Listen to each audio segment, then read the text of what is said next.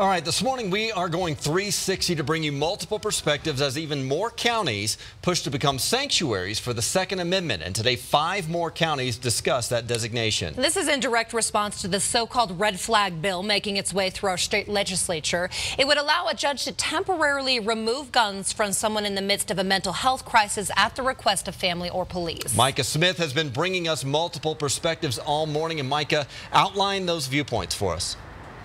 Well, Brian and Molly, let's first talk about Douglas County, which is one of the 5 counties you just mentioned that will take up a resolution today that opposes the red flag bill. Douglas County's resolution states that as the bill stands right now, it threatens a person's right to bear arms and their right to due process. If Douglas County commissioners approve that resolution today, it could be the first county in the metro to become a Second Amendment sanctuary county, meaning law enforcement officers in Douglas County will not have to enforce the red flag bill if it passes. During our 5 a.m. hour, you heard the perspective of a gun rights activist who is for Second Amendment sanctuary counties and believes the red flag bill is too broad. At 6 a.m., you heard from an advocate for domestic violence victims who worries how the sanctuary county debate could impact the safety of victims. Then we heard from the chair of the Weld County Commission who says this opens the door for more government regulation. And right now we're hearing from Weld County Sheriff who refuses to enforce the red flag bill if it passes and says it goes against our constitutional right. And we're adding the perspective of one of the sponsors of the red flag bill who says this is manufactured opposition and opens the door for lawlessness.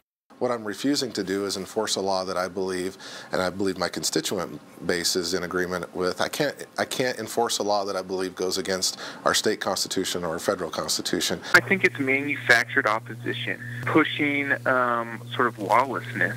And the reality is that the rule of law exists in our society so that the laws that we pass can be enforced and that there's some type of order.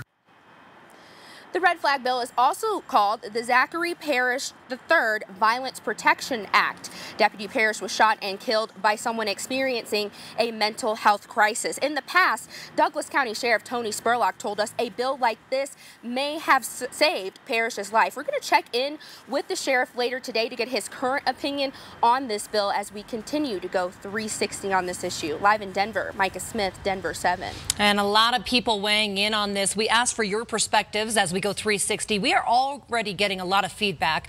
CL emailed us asking how this bill would keep law enforcement safe, considering it was inspired by fallen Deputy Zach Parrish. He worries about the person who is sent to confiscate someone's guns, writing, quote, "If you have actually read this bill, it seems to put law enforcement more in harm's way, not less."